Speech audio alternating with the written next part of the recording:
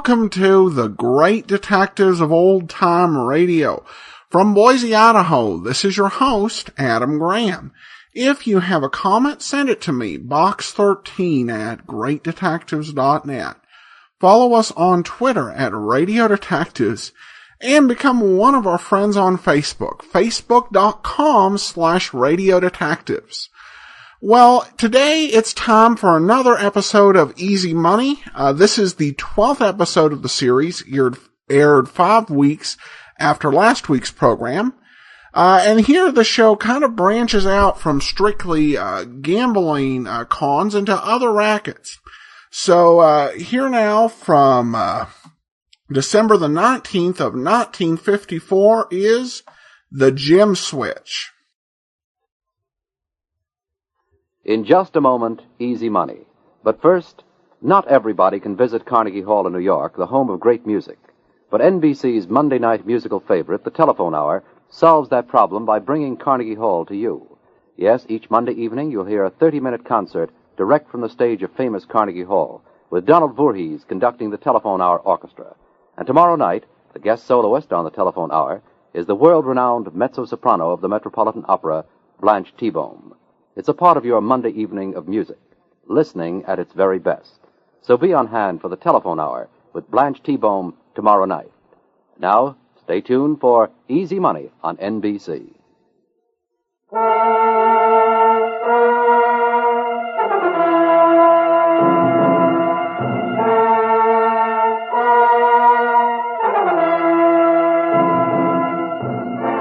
The National Broadcasting Company presents a new series of programs transcribed to expose the inside secrets of gamblers, racketeers, and con men. It's called Easy Money. Easy money? There's no such thing as easy money. Mike Trent, famous rackets detective and ex-magician, has an exciting story of an easy money swindle for you. And here he is, that super sleuth who makes an honest living out of fraud, Mike Trent. Thank you, Bill McCord. Some of you may have heard of a particularly daring and difficult type of shoplifting known as the gem switch. This particular swindle started in a small jewelry store on the ground floor of the building where I have my office, the Romner Jewelry Store. How do you do, sir? Something I could do for you? Kroll is my name. I take it you're the... Mr. Romner, the proprietor, yes? Mr. Romner, I'm interested in buying an unusual ring, something exceptional. Man or ladies mounting? Ladies. I want something extra good. Oh, Mr. Kroll, we have one of the finest assortments of women's rings in the city. Gorgeous gems that defy comparison. I know, but the ring I want must be outstanding. I have the money and... well, I want a ring like no other anywhere else. Such rings cost a great deal of money. Oh, I am prepared to pay, let's say, a maximum of $5,000. Oh, in such a case, I can really show you something. You'll have to pardon me a minute. Such merchandise we don't keep in the showcases. Yes, I suppose goods like that make ordinary jewelry look rather flat. That's right. I'll be right back.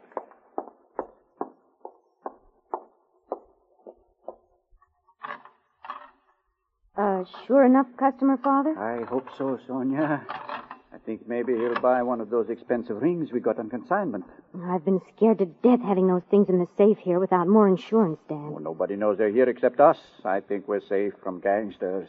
But, Dad, this customer, do you know anything about him? No, but he looks like a gentleman, and he talked about paying as much as $5,000 for a ring. You sure he has that much money? Oh, don't be such a one, Sonia. You don't hold a gun on a man while you're trying to sell him a $5,000 ring. That's no way of doing business. Wait a minute. I think it's in the drawer of this workbench. Now, Sonia, you think I carry a gun in one hand and the ring in the other? You think I insult the man? Of course not. But I'm going to have this revolver handy in my purse. And I'll saunter back out to the front of the store with you. Well, if you do it that way, all right. I guess it couldn't hurt anything. I think I'll show him the Russian ruby first. Yes, it's the most expensive of the lot. We'd make the most money on it. What is more important, it is the finest. Come. Oh, there you are.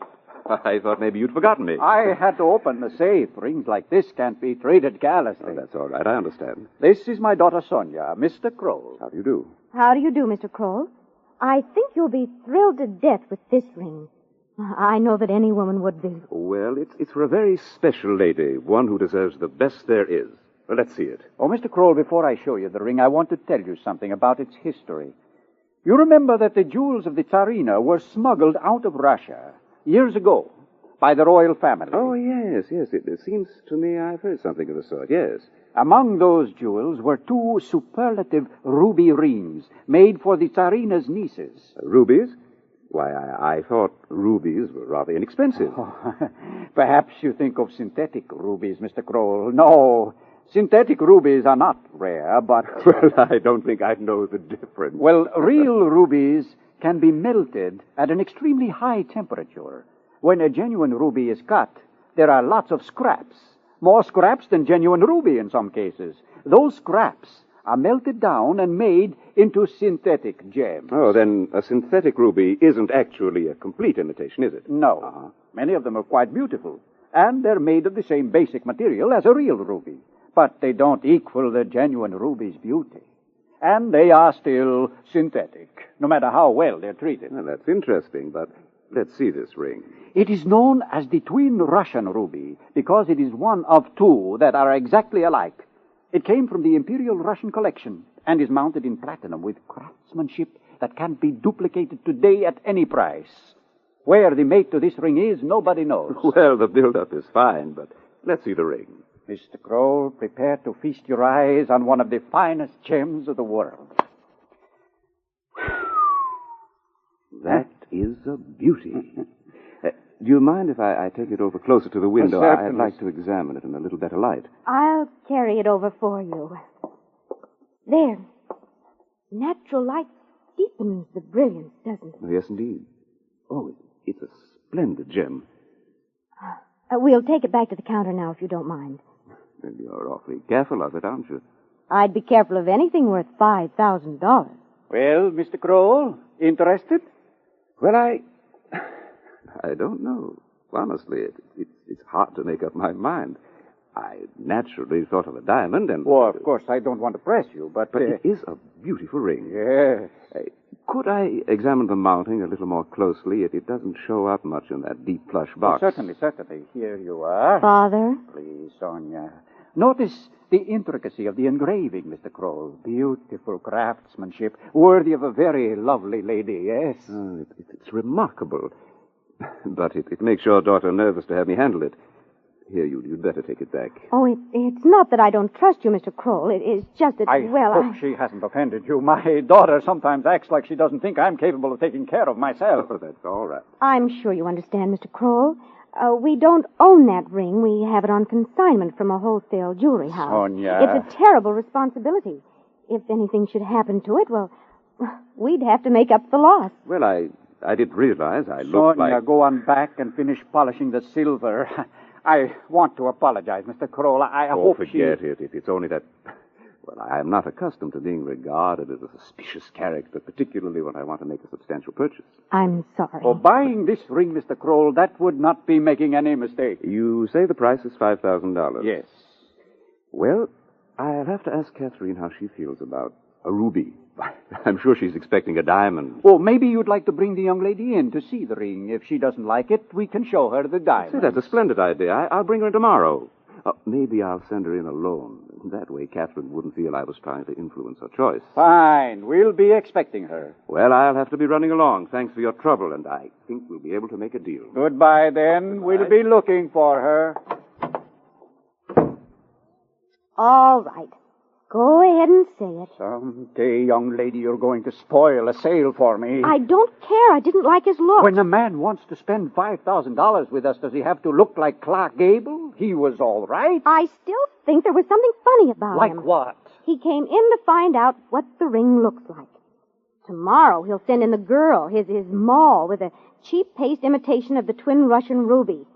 She'll switch rings and skip out with the real one. Too many detective stories you've been reading. It's ridiculous. What's so ridiculous about it? You think there'd be anything funny about having a $5,000 ring stolen from us? In the first place, nobody could make a passable paste imitation of that ring, particularly from memory. Even you would be able to spot it. Well, I guess that's right, Dad. I'm just jittery. The thing is worth so much money. Isn't it a beauty? It'll make, what was her name? Catherine. Catherine very happy. All right. Back into the safe you go. But I hope not for long.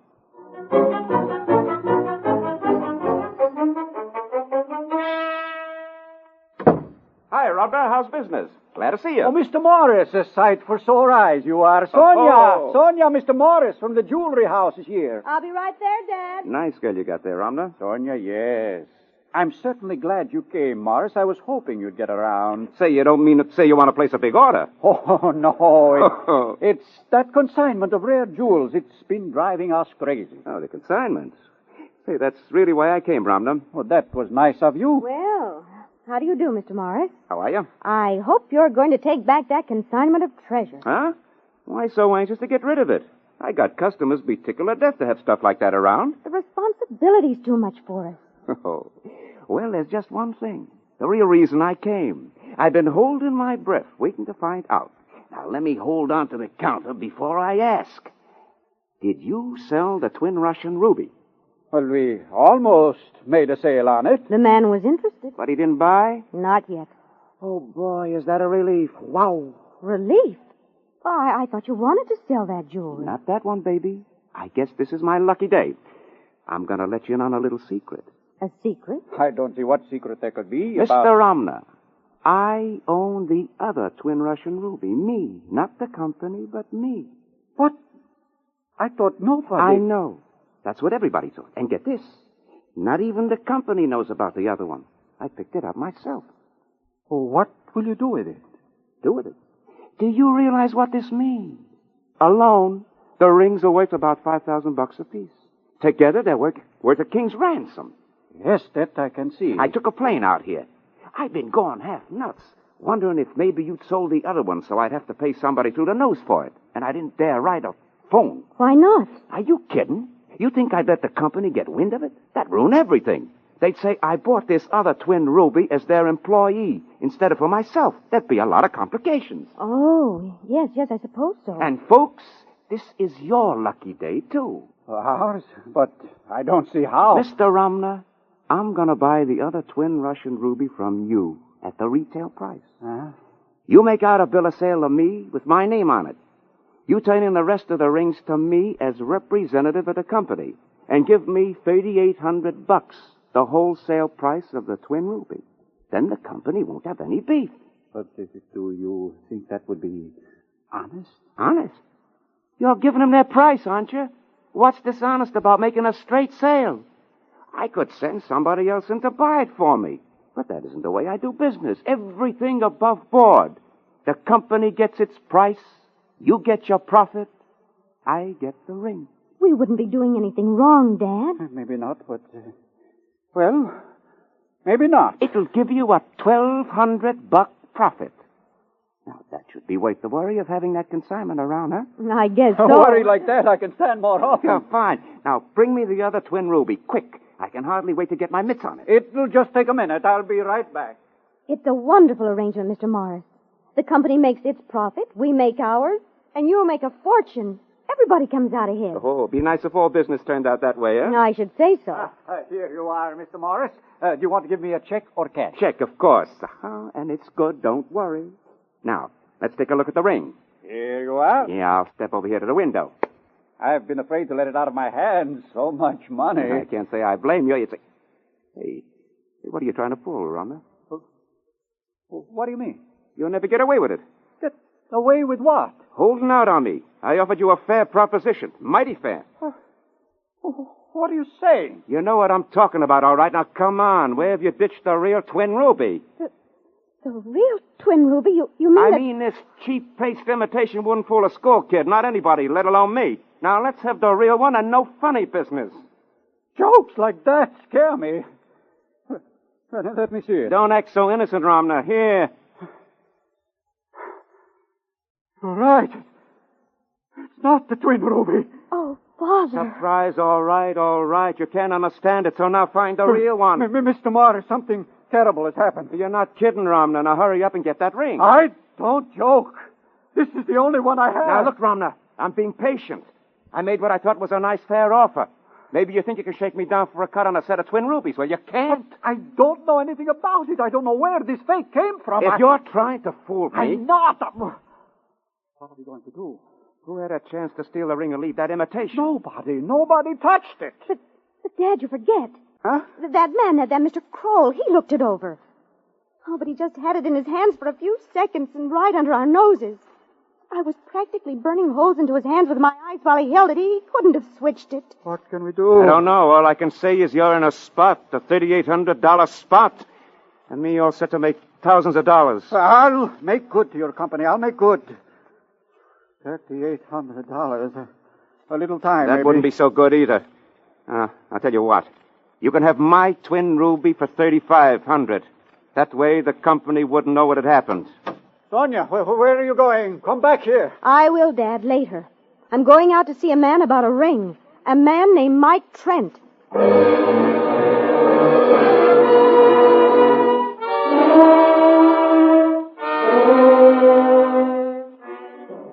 And so the thief has to be Mr. Kroll. Nobody else ever had a chance to switch the ring for a fake Mr. Trent. I see. Tell me this, Miss Romner. Was the imitation a good one? Accurate, but not too good. I realized something was wrong the minute Mr. Morris opened the jewel case. Mm-hmm. It was a synthetic ruby, not cut quite like the real one. Oh, the setting was close, though. I see. I don't suppose you know where to reach this Mr. Kroll? No. He said he was staying at a hotel. You see, there wasn't any reason to check up on him until it got down to where we were actually going to make a sale. No, of course not. Do you think you can find him, Mr. Trent? Dad's taking all this terribly hard. Well, I tell you what, I'm going to be pretty busy for a while, so why don't you look for him? Well, I'll have my assistant, Patsy Ryan, help you. There's nothing to it, really. You and Patsy check all the hotels and find out if they've had anyone by the name of Kroll registered lately. I'll be pretty busy. But you aren't going to look for him yourself? Oh, don't worry, Miss Romner. I'll be working on your case. Now, the first thing I have to do is see Laurie Ireland. Ireland? Who's he? Oh, he's the fellow who makes all my magic gimmicks. The gadgets I use in my tricks. Tricks? Oh, well, really, Mr. Trent, this is mighty serious to my father and But it's myself. serious to me, too, believe me. I'm going to have Laurie make me something to use in this case. Oh, a trick gadget? I can't imagine Well, how okay, I'll tell you. But don't you tell anyone else. It's a third hand. Did you say a third hand? Mm-hmm, that's exactly what I said, Miss Romner, a third hand, and I'm not crazy. Oh, but remember, Remember what? don't tell anyone about it. Not even your father.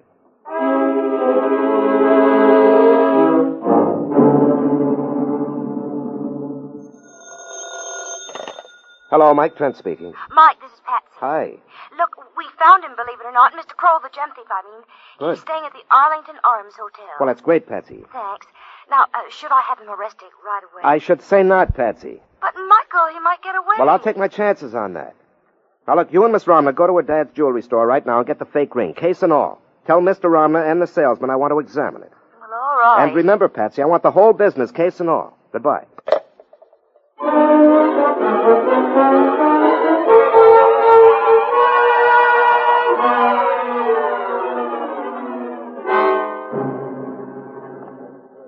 Oh, Michael, thank heaven you finally got here to the hotel.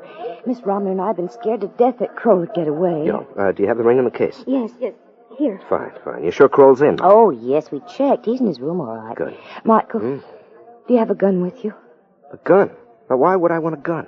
Because this Kroll might be a desperate character. Patsy, if he isn't a crook, I won't need a gun. And if he is, I'll use my third hand. You're what? Nobody seems to believe me. I said third hand. Oh, Michael, really? All right, never mind. Come on, let's go up to his room. Michael, what are you going to do? Well, that all depends, Patsy. Come on.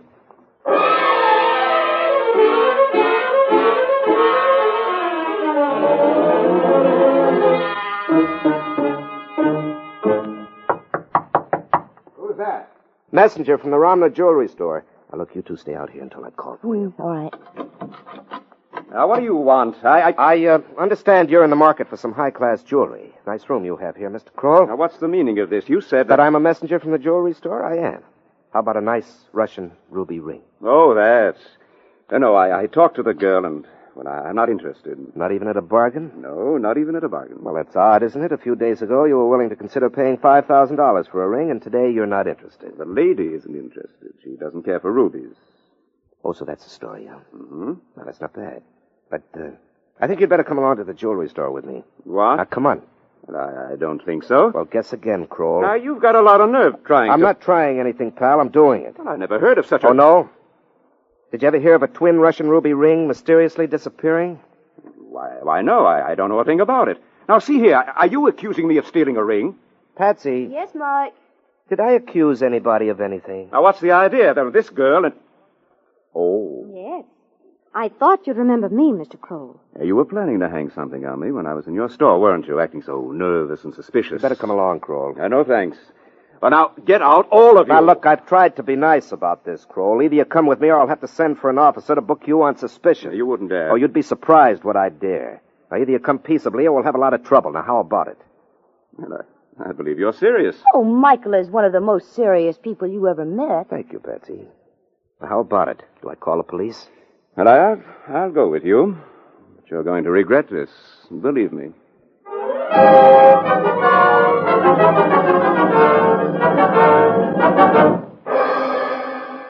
There he is, Mr. Morris. That's the man. He's the one who stole my ring. Hold him while I call the police. All right. Calm down, Mr. Romner. Now, look here. I'll take a lot, getting but excited won't help you any either. Now, keep calm, huh? Who are you, mister, and who's this girl? I am Patsy Ryan, Mr. Trent's assistant.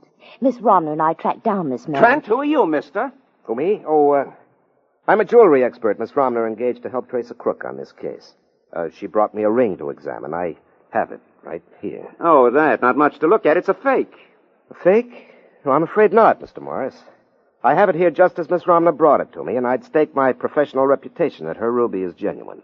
Genuine synthetic ruby, yes. The ring that's gone is a real ruby, one of the finest there is. It's worth $5,000. Mr. Morris has the other real one. If you'll compare the two, Mr. Trent, you'll see the difference in a second. This man Kroll stole my ring. Now, careful, Romner. Call me a thief, will you? Now, You'll nothing. I'll have you in jail before the day's over, you crook. All right, Mr. Romner, let's be realistic about this. Can you prove that Mr. Kroll stole your ring? Prove it? Of course I can prove it. The real ring there, he handled it and then it was gone. What proof do you need? Did you see him take it? Well, no, of course not, well, but... you see, you haven't a shred of evidence.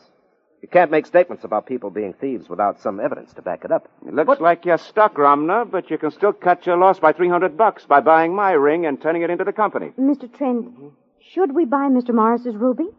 Well, now, how could I give advice on that? I haven't even seen his ring. I don't even know if it's as good as the one you already have. It's plenty good, all right. Just take a look at it, and then look at that piece of cheese in Romner's box. Here. That's fair enough. Mm-hmm. Mr. Romner, I'd say just offhand that the ring you already have is far superior to this one. This ring of Morris's looks like a cheap paste imitation to me. What? Now, don't be funny, mister. Now, give me that ring. Certainly take it. I wouldn't have it as a gift. It's strictly a phony. Let me see it. You're right. It is an imitation just like the one I have. Oh, good heavens, that leaves me worse off than ever. Well, don't belittle your own merchandise, Romner. My opinion is that your ring is the real thing. Here, take a look for yourself. The twin Russian ruby, the real one. It is. It wasn't a fake at all, but... Hey, let me take a look. Get your hands away from that jewel case, Morris, and keep them away. I've got you covered. But there must be some mistake. You can't do this to me. You won't do a thing. And particularly, you won't exercise that third hand anymore. Well, I don't know what you're talking about. Oh, yes, you do. Feel his right arm, Romner. Oh, no, you don't. Now, get away from me. I'll get away. There's something that feels like metal. Take his coat off. You be sorry. For this, you can't We get can away do with quite it. a bit. Get that coat off him, Romner. As fast as I can, yes, but he... No, you don't. Stop or I'll shoot. Well, all right. You got nothing on me. You're going to get that coat off if I have to rip it off. Kroll, give me a hand here. There. Why, that harness arrangement on his right arm. Michael, what is it? That, Patsy, is a third hand, commonly known as a sleeve holdout. It's a device used only by inferior magicians, tricksters who don't have the ability to switch articles by sleight of hand. Laurie Ireland thought I'd gone crazy when I ordered one today. You ordered one, Mr. Trent? Oh, yes, I remember. You Sure, said I'm wearing it, too. I wanted to play Morris's own game with him. Then you knew all along that it was Morris? Well, no, not all along. At first glance, it seemed only one person had a chance to switch rings, and that was Kroll. But even then, Kroll couldn't have been working alone. Well, I don't see why not. Oh, Patsy, that duplicate ring. Whoever switched rings had to leave what the advertisers call a reasonable facsimile. And Kroll could only have done that by getting a fake ring from the source where you got the real one, or by working with that source. Now, the wholesale jewelry house is a reputable firm, so if Kroll were in on the swindle, he had to be in with Morris. Then I was right. Kroll's guilty, too. Not at all. Morris was the only one who had a chance to have a duplicate made because he had the ring originally. But I don't see how Now, look, that story about the twin Russian rubies seemed a little on the weird side to me, so I asked myself where it first came from. Mr. Morris told me about it when he left the consignment of rare rings. That's right. But you see, there were never really two rings. Just one. Morris planned all along to steal that ring from you and sell it back to you. But Kroll, how about him? Well, you can't call a man a criminal because he wants to buy a ring for his girlfriend. After Patsy called, I checked his record. He's completely reputable and honest. Oh, my apologies, Mr. Kroll. I'm terribly sorry. Well, that's all right, Romner. But, Trent, how did the real ruby get back into Romner's jewel case? I was watching. And there was nothing to see? Here, I'll show you. Help me off with my coat, would you? Thank you. Now, the fake ring was not in the jewel case at all when I came into the store. It was in this third-hand holdout, hanging on this little clip. You see? Yes. All right, now watch. I'll hold the good one in my fingers, so. I press my elbow slightly against my side. Oh, you wouldn't hear that noise if I had my coat on. But did you see it? Michael, that's amazing. That's the fastest thing I ever saw. The fake ring came into your hand, and the real one went onto the clip. Right, Patsy. But the real ring, I still don't see how you got it back into the jewel case. Well, once I got it from Morris after switching him the fake, all I had to do was squeeze the third hand, and the good ring came into my palm. When I opened Mr. Romner's jewel case, I put the real one in. Well, I'll be darned. Say, you know something? I've got a hunch that ruby, the real one, might be good luck for me. You mean you want to buy it? Well, Catherine and I had a little quarrel a few days ago, and it wasn't true what I said about her not liking rubies. If she saw that ring and heard the story, I bet she'd be very willing to make up again. Oh, she would if she's human. You mean you do want to buy it? Yes, I think I will, but I want to be sure to get the real one. Oh, you'll get the real one, all right. Morris isn't going to be in a position to make any more gem switches. You got nothing on me, wise guy. I ain't stolen anything, and I haven't accepted any money. Guess again, pal. You had the ring in your possession. The same law applies to you that takes care of a shoplifter. Recovery of the merchandise doesn't cancel the crime. Oh, of course, you have one consolation. I'd like to know what. Well, where he's going, Patsy, he won't have to worry about making easy money. His expenses are going to be all paid for by the state.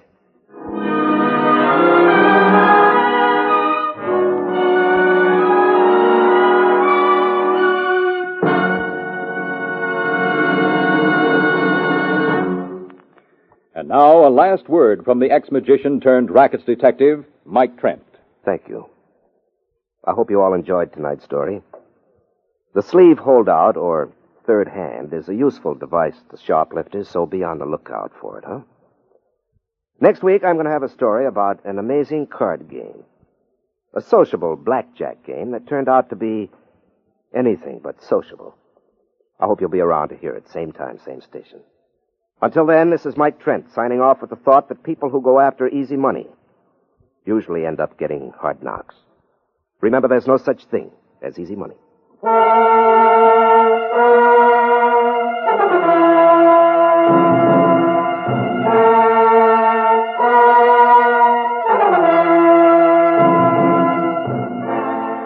You have just heard another program in NBC's new series, Easy Money, transcribed to expose the inside secrets of gamblers, racketeers, and con men.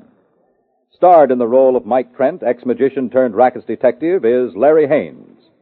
Also featured in tonight's cast were Joan Allison, Melba Ray, Greg Morton, and Roger DeKoven.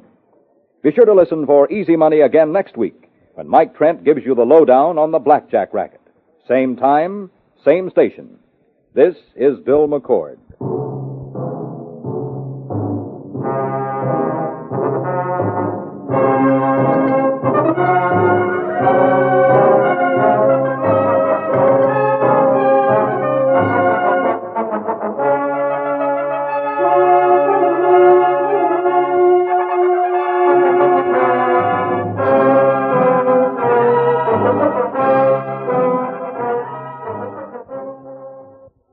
Join your favorite couple, Fibber McGee and Molly, tonight on the NBC Radio Network. Welcome back. Well, they did a great job making this come to life because in many things what Trent was showing was very much visual, but they did a good job, and I like the style of the show. I'm a fan of Racket Squad on television because it's an enjoyable series and very interesting. But Larry Haynes does such a good job of playing Mike Trent with such pizzazz. Really, it's just a joy to listen to. I'm sorry there just aren't more episodes of this series. But at any rate, we'll have another one for you next week. And of course, tomorrow we have The Adventures of Philip Marlowe. In the meantime, send your comments to box13@greatdetectives.net. Follow us on Twitter at Radio Detectives and become one of our friends on Facebook. Facebook.com/Radio Detectives. From Boise, Idaho, this is your host, Adam Graham, signing off.